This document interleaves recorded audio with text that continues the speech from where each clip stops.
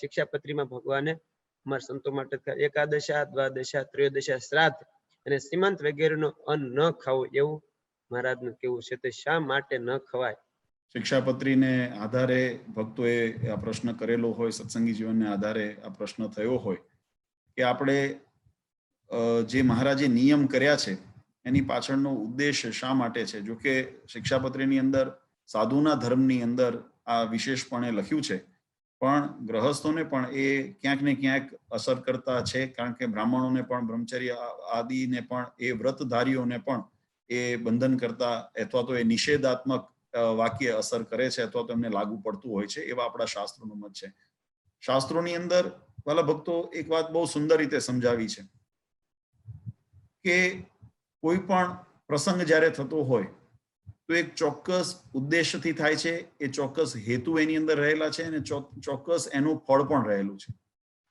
એટલે જે હેતુ માટે જે કાર્ય થતું હોય એ હેતુની, એ કાર્યની પરિપૂર્ણતા એ એના ફળની અંદર ક્યારે પ્રાપ્ત થાય? તો કે જ્યારે એની અધિકારીતા પ્રાપ્ત થઈ અને આપણે કર્મ કર્યું હોય ત્યારે એ કર્મનું ફળ આપણને મળે છે, અન્યથા એનું ઋણ ચડે છે. આ વાત બહુ સમજવા જેવી છે. જો આપણે પૂજા પણ ભગવાનની કરતા હોઈએ છીએ તો પહેલા પૂજા એના સિદ્ધિ અર્થે આપણે પાત્રતા કેળવીએ છીએ. દેહ ન્યાસ કરીને, કર ન્યાસ કરીને, અંગ ન્યાસ કરીને આપણે એની પાત્રતા કેળવીએ છીએ. એ કર્મ ફળ આપણું એ પાત્રતાને યોગ્ય થઈને કર્મ ફળ સુધી પહોંચે. એટલે આ જે નિયમ અહીંયા કર્યો છે એ નિયમ કરવાની પાછળનો મુખ્ય હતું. જો કે આપણા ભારતીય સનાતન જે દર્શન શાસ્ત્રો છે એમાં વિવિધ આચાર્યોએ વિવિધ સ્વરૂપની અંદર એની વ્યાખ્યાઓ કરેલી છે, અલગ અલગ શબ્દોની અંદર વ્યાખ્યાઓ કરેલી છે. પણ જો બધાના સાર રૂપ આપણે જોઈએ અને એ સારને ગણીને જો આપણે એક મત ઉપર જો વિચાર કરીએ તો આપણો પ્રશ્ન એવો છે કે શ્રાદ્ધની અંદર અને શ્રીમંત વગેરે જે સંસ્કારો છે એ સંસ્કારનું અન્ન કેમ ન જમાય અથવા તો એ જમવાનો નિષેધ શા માટે કર્યો છે? તો એની પાછળનો હેતુ વાલા ભક્તો એ છે કે દાખલા તરીકે મેં જેમ કીધું એમ કે દરેક પ્રસંગ એ એક ચોક્કસ હેતુ અને નિમિત્ત માટે થાય છે. શિક્ષાપત્રીની અંદર પણ આ વાત મહારાજે લખી છે. મત્સ્ય પુરાણની અંદર આ લખ્યું છે, સંસ્કારેશુ ન ભુજ્યતિ પ્રેતે શ્રાદ્ધેશુ ચ વ્રતિ. જે વ્રત ધારણ કરનારા છે, શિક્ષાપત્રી 198મો શ્લોક અને મત્સ્ય પુરાણની અંદર બીજા પુરાણોની અંદર પણ આ વાત લખી છે કે સંસ્કારેશુ, કોઈ પણ સંસ્કાર, ખાલી શ્રીમંત વગેરે, શ્રીમંત એક નહીં પણ કોઈ પણ જ્યારે સંસ્કાર વગેરે કાર્ય થતા હોય, ન ભુજ્યતિ પ્રેત શ્રાદ્ધેશુ ચ વ્રતિ. પ્રેત સંસ્કાર અને પ્રેત શ્રાદ્ધ. પ્રેત શ્રાદ્ધ એટલે જે અવ્યય શ્રાદ્ધ કહેવામાં આવે છે, જે કોઈ જીવાત્માના દેહ ત્યાગ પછી એની પાછળ 12મા 13મા સુધીનો જે શ્રાદ્ધ કર્મ કરવામાં આવે છે. શ્રાદ્ધની અંદર પણ અનેક બધા પ્રકારો રહેલા છે, અવ્યય શ્રાદ્ધ, મહાલય શ્રાદ્ધ, તીર્થ શ્રાદ્ધ વગેરે અનેક પ્રકારો છે. પણ અહીંયા પ્રેત શ્રાદ્ધ એટલે 10મું, 11મું, 12મું, 13મું વગેરેની અહીંયા વાત આપણે કરીએ છીએ. તો એ શ્રાદ્ધનું અન્ન એક હેતુ માટે બન્યું છે. બહુ સુંદર સમજવા જેવો પ્રશ્ન છે. હું તમને એક બે દ્રષ્ટાંત આપું એટલે આ પ્રસંગ, આપણો પ્રશ્ન આપણને સ્પષ્ટ થશે કે જે શ્રાદ્ધ કર્મ કરવામાં આવે છે એનો પાછળનો ઉદ્દેશ છે કે પિતૃઓની મુક્તિ અને પિતૃઓની તૃપ્તિ માટે કરવામાં આવે છે. જે જીવાત્મા આ સંસાર ભવસાગરને છોડીને અથવા તો દેહને છોડીને, પોતાના દેહનો ત્યાગ કરીને એને ગતિ કરી છે, એનો કોઈ પણ ઋણાનુબંધ હોય, કર્મબંધન હોય, વાસના હોય, મોહ હોય, આ જગતના પદાર્થો સાથે, પરિવાર સાથે, એની મુક્તિ માટે એ શ્રાદ્ધ કર્મ કરવામાં આવે છે. એને અવ્યય આપવામાં આવે છે, કારણ કે સ્થૂળ શરીર એનું નાશ થઈ ગયું છે, સૂક્ષ્મ શરીર, કારણ શરીર પણ એનું નાશ થવું કરવાનું છે, અને એના માધ્યમે કરીને જીવાત્માને ગતિ કરવા માટે એના અવ્યય શ્રાદ્ધ એના જે થાય છે એ દરેક શ્રાદ્ધનું એકાદશા શ્રાદ્ધ, દ્વાદશા શ્રાદ્ધ, ત્રયોદશા શ્રાદ્ધ વગેરે શ્રાદ્ધ સુધી એના પ્રથમ, દ્વિતીય, તૃતીય જે ક્રમની અંદર 10 અવ્યય શ્રાદ્ધ કરવામાં આવે છે, એમાં એના 10 અંગ નિર્માણ કરવામાં આવે છે, જેની અંદર આવિર્ભાવ કરી અને પછી એના શાસ્ત્રોક્ત વિધિ દ્વારા એનું સપિંડીકરણ કરવામાં આવે છે, અને ત્યાર પછી એ જીવાત્મા એ પિતૃપંક્તિમાં ભણે છે, ત્યાર પછી એ મુક્ત થાય છે, ત્યાં સુધી એ પ્રેત યોનિની અંદર છે, એવું શાસ્ત્રનો મત છે. આપણે ઘણી વખત વિચારીએ કે શ્રાદ્ધ કરવાની શી જરૂર છે, પણ જો શ્રાદ્ધ કર્મ ન કર્યું હોય તો જીવાત્માનો મોક્ષની અંદર એને અવરોધરૂપ બને છે, બાધારૂપ બને છે, કારણ કે એના અવ્યય શ્રાદ્ધ થયા પછી એનું પિંડદાન કરીને એને સપિંડીકરણ દ્વારા મુક્ત પંક્તિની અંદર એને ભેળવવામાં આવે છે. એટલે જ્યાં સુધી એ જીવાત્મા મુક્ત પંક્તિમાં નથી ભળ્યો ત્યાં સુધી એ પ્રેત યોનિની અંદર એ પ્રેત શરીર ધારણ કરીને રહેલો છે. અને એટલા માટે અહીંયા શિક્ષાપત્રીની અંદર અને પુરાણાદિની અંદર પણ આ શબ્દ એવો લખ્યો પ્રેત શ્રાદ્ધેષુ ચ વ્રતિ. પ્રેત શ્રાદ્ધ એને પ્રેત શ્રાદ્ધ કહેવામાં આવે છે. અને પ્રેત શ્રાદ્ધને અર્થે એ ઋણાનુબંધ છે, કારણ કે હજુ જીવાત્માનું શરીર રૂપી જે સંબંધ છે એ સંબંધ જ્યાં સુધી સપિંડીકરણ નથી થયું, જ્યાં સુધી મુક્ત પંક્તિમાં નથી ભળ્યા ત્યાં સુધી હજુ બદ્ધાવસ્થાની અંદર રહેલો છે. અને એટલા માટે એ ઋણ મુક્તિનું કર્મ હોય એને લગતું જ્યારે જીવાત્મા ભોજન તમે કરો એ નિમિત્તે બનેલું ભોજન છે એની અંદર એ દોષ રહેલો છે. અને એ નિમિત્તનું ભોજન જ્યારે કોઈ પણ વ્રતિ હોય એટલે જેને નિયમ ધારણ કર્યો છે, એટલે જે બ્રહ્મચારી અવસ્થાની અંદર રહેલા છે, જેને નૈષ્ટિક કહેવામાં આવે છે, એવા નૈષ્ટિક બ્રહ્મચારીઓ હોય, વ્રતધારીઓ હોય, એને ન જમવાનું, એને જમવાનું. અથવા તો જેને અધિકાર ન હોય, આપણે ઘણી વખત એમ થાય કે બ્રાહ્મણોને ભોજન કરાવીએ તો એ બ્રાહ્મણો પણ જે યથા અધિકારી હોય, જેને એને એવા ભોજન કરવાનો અધિકાર છે, જેમ કાર્યટો જમાડવાનો હોય તો એના એક વિશેષ બ્રાહ્મણ, સજ્જાદાન વગેરે કરવાનું હોય તો એના વિશેષ બ્રાહ્મણો હોય છે જે આ કર્મ કરતા હોય છે. એ એની અધિકારિતા છે.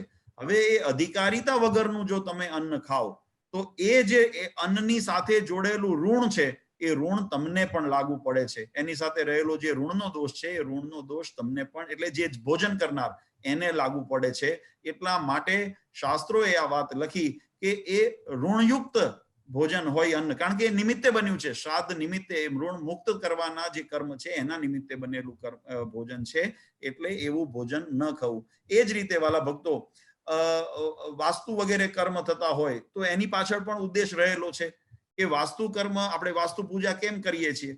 તો કોઈ પણ જ્યારે મકાનનું નિર્માણ થતું હોય તો એ નિર્માણ વખતે ઘણી નાની મોટી જીવ હિંસા થતી હોય, ઘણા એવા પગફેર થતા હોય, અપવિત્રતા થઈ હોય, તો એના દોષના નિવારણ અર્થે એ વાસ્તુ પૂજન અથવા તો મહાપૂજા, હોમાત્મક યજ્ઞ આપણે કરતા હોઈએ છીએ.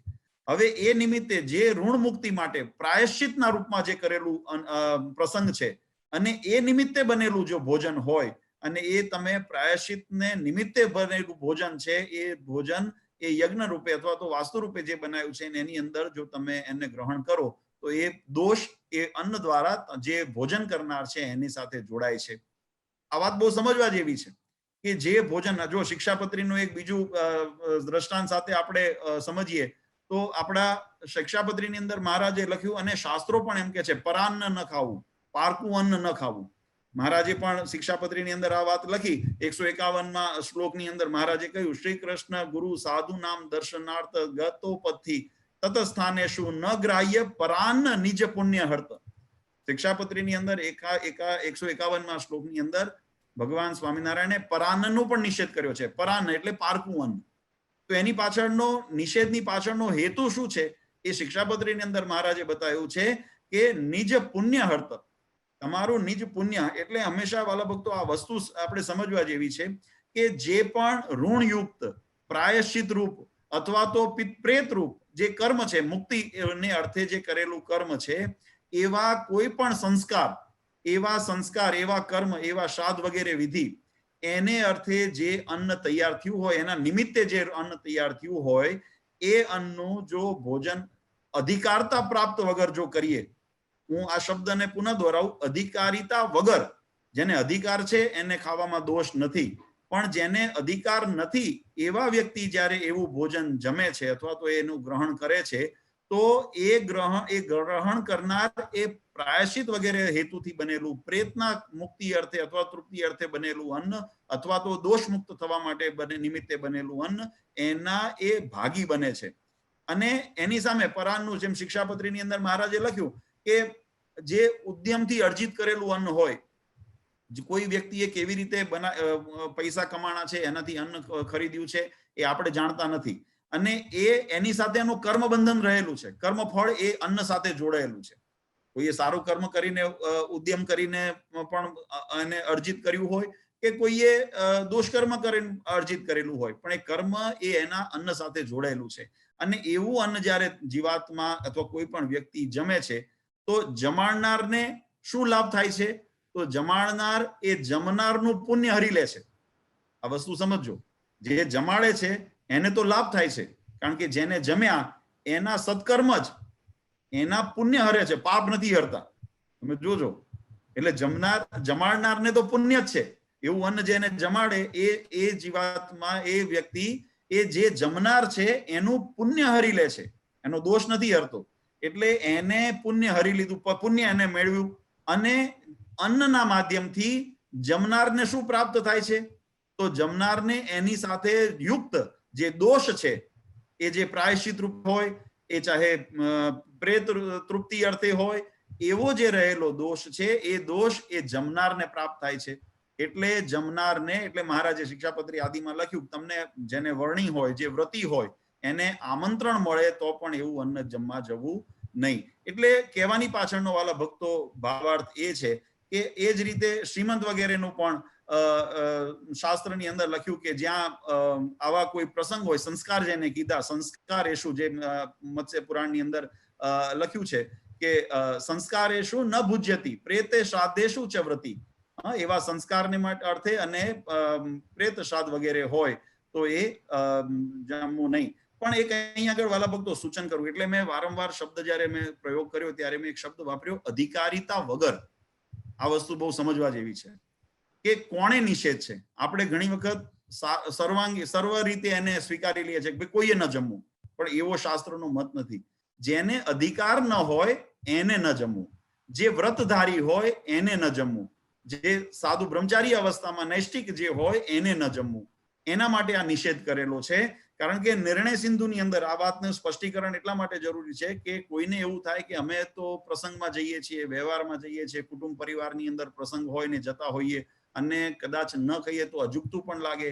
પણ એના માટે નિર્ણય સિંધુએ બહુ સ્પષ્ટ વિધાન કર્યું છે કે આ કોના માટે નિષેધ છે, કોણે આ સંસ્કારનું કે પ્રેત શ્રાદ્ધ વગેરેનું અન્ન ન ખાવું, એ નિષેધ કોના માટે છે? તો નિર્ણય સિંધુની અંદર બહુ સ્પષ્ટ લખ્યું છે, શ્રાદ્ધ વિશિષ્ટ ભોક્તારમ સ્તૈવ નિરયગામિનમ સગોત્ર સકુલ્યમ કુલ્યનમ જ્ઞાતિનામ ચ ન દોષ કૃદતિ ત્રતે વોક્તે. બહુ સમજવા જેવું છે કે શ્રાદ્ધ વિશિષ્ટ ભોક્તવ્યમ સ્તૈવ નિરયગામિનઃ સગોત્રમ સગોત્રાણામ સકુલ્યાનામ જ્ઞાતિનામ ચ ન દોષ કૃદતિ તત્રે વોક્ત. આ દોષ કોણે નથી લાગતો? આ નિષેધ કોના માટે છે? એટલે મેં પેલું કીધું, અધિકારીતા વગર માટે નિષેધ છે. જેને અધિકાર નથી, સગોત્ર હોય, સકુલ હોય, પોતાનું કુળનો પ્રસંગ હોય, જ્ઞાતિનો પ્રસંગ હોય, તો તેને આ શ્રાદ્ધ વગેરેની અંદર અન્ન ખાવામાં દોષ નથી. આ વસ્તુ સમજો. સંસ્કાર જે પોતે કરતા હોય, શ્રીમંત હોય કે પછી ચાહે શ્રાદ્ધ સંસ્કાર હોય, તો એમાં દોષ ખાવાનો કોણે બાદ બતાવ્યો? તો જેને અધિકારીતા પ્રાપ્ત નથી એવા વ્યક્તિ જો ખાય તો શું થાય? જે મહારાજે શિક્ષાપત્રીમાં લખ્યું કે તે તમારું પુણ્ય હરી લે. તે તમારું પુણ્ય એને ભાગ જાય, જમાડનારને ભાગ જાય, અને એ અન્ન સાથે જે રહેલો દોષ એ જમનારને ભાગ આવે, એટલે દોષયુક્ત થાય. એટલા માટે અધિકાર જેને નથી, અથવા તો જે વ્રતી છે, જે નૈષ્ટિક છે, જે વ્રત ધારણ કરનારા છે, જે બ્રહ્મચર્ય અવસ્થાની અંદર, અથવા તો એવા જે વર્ણીઓ છે, એવા વ્યક્તિઓએ આ અન્ન જમવું નહીં. પણ આ નિર્ણય સિંધુ એમ કે છે કે સગોત્રાણામ સકુલ્યાનામ જ્ઞાતિનામ ચ ન દોષ કૃદિતિ તત્રે વોક્ત. કે એને જે જ્ઞાતિ બંધુ હોય, સગોત્ર હોય, પોતાનું કુળ હોય, પરિવાર હોય, એક પરિવારના હોય, તો એને એ જમવામાં દોષ નથી. હવે ફક્ત એમાં ધ્યાન એટલું રાખવું પડે કે 10 દિવસ, એટલે જે પ્રશ્ન પૂછ્યો છે એની અંદર પણ પ્રેત શ્રાદ્ધ જે લખ્યું, પ્રેત શ્રાદ્ધ શું? એ પ્રેત શ્રાદ્ધ એટલે જે 10મા પછી જે શ્રાદ્ધ થાય છે, એકાદશા શ્રાદ્ધ, દ્વાદશા શ્રાદ્ધ ને ત્રયોદશા શ્રાદ્ધ, તે પહેલાના અવ્યય શ્રાદ્ધ છે. એ 3 જે 10 દિવસના શ્રાદ્ધ છે, અવ્યય શ્રાદ્ધ છે. એટલે એ 10 દિવસનું ભોજનની વાત નથી લખી, કારણ કે એ જે છે સૂતકી, જ્યાં સુધી 10 દિવસ છે ત્યાં સુધી સૂતક રહેલું છે. અને સૂતકીનું અન્ન જો આપણે જમીએ તો આપણને પણ સૂતક એ 10 દિવસનું લાગે, ભલે પછી આપણે સગોત્ર હોઈએ તો ભલે, ન હોઈએ તો ભલે. સૂતકીના અન્ન જ્યારે જમો તો એ સૂતકનો દોષ તમને લાગે. એટલા માટે સૂતકીનું અન્ન જમવું નહીં, એવો પણ નિષેધ આપણા શાસ્ત્રોએ કરેલો છે. એટલે 10 દિવસ જે સૂતક હોય ત્યાં સુધી તો અન્ન જમવાનો પ્રશ્ન નથી. પણ ત્યાર પછી જ્યારે એકાદશા, દ્વાદશા અને ત્રયોદશાના જે પ્રેત શ્રાદ્ધ કરવામાં આવે છે, જ્યાં સુધી એ મુક્ત નથી થયા, જ્યાં સુધી એ પિતૃપંક્તિમાં નથી ભળ્યા, જ્યાં સુધી એ જીવાત્માનું સપિંડીકરણ નથી થયું ત્યાં સુધી એ પ્રેત યોનિની અંદર, એ પ્રેત અવસ્થાની અંદર રહેલા છે અને એમની તૃપ્તિ અર્થે, એમના ઋણ મુક્તિ અર્થે, એના નિમિત્તે જે શ્રાદ્ધ કર્મ થઈ રહ્યું છે અને એ નિમિત્તે જે ભોજન બને તો એવા ભોજનનો ત્યાગ એ અધિકારીતા જેને નથી એને કરવો. એટલે દરેકને માટે લાગુ નથી પડતો. નિર્ણય સિંધુએ બહુ સ્પષ્ટ કીધું કે પોતાના કુળ હોય, પોતાની જ્ઞાતિ હોય અથવા પોતાના સગોત્ર હોય, જેને આપણે કહીએ છીએ એક ગોત્ર એક કુળના જે પરંપરાના હોય, એવા વ્યક્તિઓને જો બોલાવીને ત્યાં જમતા હોય તો એને દોષ નથી લાગતો, એને આ નિષેધ વાક્ય નથી. એટલે આ જે આપણા સંસ્કારો છે, જે ભગવાન સ્વામિનારાયણે પણ આપણને સંગી જીવન શિક્ષાપત્રી વગેરેની અંદર જે આજ્ઞા કરી છે એની પાછળનો હેતુ એટલો છે કે અન્નની સાથે યુક્ત જે કર્મફળ છે એ કર્મફળ દોષયુક્ત છે. તો એવા દોષયુક્ત ફળ અથવા તો પ્રાયશ્ચિત રૂપે છે અથવા તો ઋણ મુક્તિ માટેનું છે. તો એ ઋણાનુબંધ તમે ન થાવ, એ દોષના ભાગી તમે ન થાવ અથવા તો એ કર્મના ફળના ભાગી તમે ન થાવ, એટલા માટે પરાન્ન છે, સંસ્કારનું અન્ન છે, શ્રાદ્ધ અન્ન છે, એને ખાવાનો શાસ્ત્રએ નિષેધ કરેલો છે. પણ એ નિષેધ અધિકારીતા બહારના જે હોય એને લાગુ પડે. જેને અધિકાર છે જમવાનો, સગોત્ર નામ, સકુલા નામ અને જ્ઞાતિ નામ છે, એવા જે એમને સાથે જે અધિકારતા જેને પ્રાપ્ત થઈ છે એવા જો જમે, અથવા તો જે બ્રહ્મદેવો હોય એ પણ જેને અધિકારીતા પ્રાપ્ત થઈ છે એવા જો એને બોલાવીને તમે જમાડો તો એને જમવામાં દોષ નથી, કારણ કે એનો અધિકાર છે. એટલે અધિકારીતા વગરનું અન્ન ન જમવું એવો એનો અર્થ થાય. એટલે જે ભક્તે પ્રશ્ન પૂછ્યો છે કે શ્રાદ્ધ વગેરેનું અને સંસ્કાર વગેરેનું, શ્રીમંત વગેરે સંસ્કારનું અન્ન કેમ ન ખવાય, તો એનો આવો સુંદર ઉત્તર શ્રીમદ સત્સંગી જીવન પુરાણોના આધારે, ભાગવતજી નિર્ણય સિંધુના આધારે આપણે સમજીએ તો એ આટલી વસ્તુ સ્પષ્ટ થાય છે કે અધિકાર જેને છે એને જમવામાં દોષ નથી. સકુલ, સપરિવાર કુળના હોય, જ્ઞાતિ બંધુ હોય તો એને ત્યાં દોષ નથી. અને જેને અધિકારતા નથી એવા વ્યક્તિઓને ન જમવાનું કારણ એ છે કે એ અન્ન દોષયુક્ત છે, પ્રાયશ્ચિત રૂપી છે, ઋણાનુબંધ વાળું છે. તો એ અન્ન જો તમે અધિકારીતા વગર, પાત્રતા વગર જો તમે ખાઓ તો એનો દોષ પણ તમને લાગુ પડે. જે શિક્ષાપત્રીમાં પણ મહારાજે લખ્યું, પરાન્ન ખાવાથી શું થાય, તો તમારી જે ભક્તિ છે, તમારું જે સત્કર્મ છે, એ સત્કર્મનું ફળ એ જમાડનાર લઈ જાય અને જે અન્ન સાથે રહેલો દોષ એ જમનારને ભાગ આવે. એટલા માટે શાસ્ત્રોએ સાવધાન કર્યા કે આવા દોષના ભાગી ન બનાય અને માથે ઋણાનુબંધ ન થવાય. એટલા માટે એવા અન્નનો ત્યાગ કરવો કે જેથી તમારું ભજન ભક્તિ એ યથાવત સચવાઈ રહે.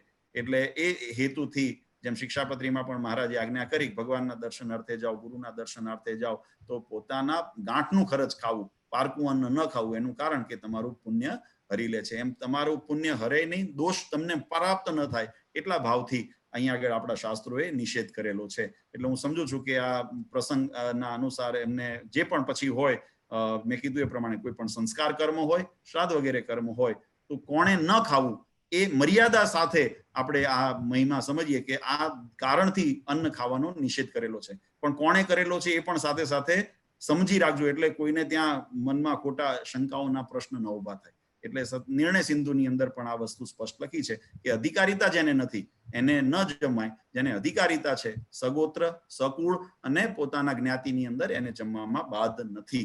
એ સાથે આ શબ્દનો અર્થ, પ્રશ્નનો અર્થ આપણે સમજીએ. સત્સંગના નવા વિડિયો નિહાળવા માટે આપણી યુટ્યુબ ચેનલ સ્વામિનારાયણ વડતાલ ગાદીને સબસ્ક્રાઇબ કરો અને બાજુમાં આપેલા બેલ આઇકોન બટન પર ક્લિક કરો, જેથી જ્યારે નવો વિડિયો આવે એટલે સૌ પ્રથમ તમે જોઈ શકો. જય શ્રી સ્વામિનારાયણ.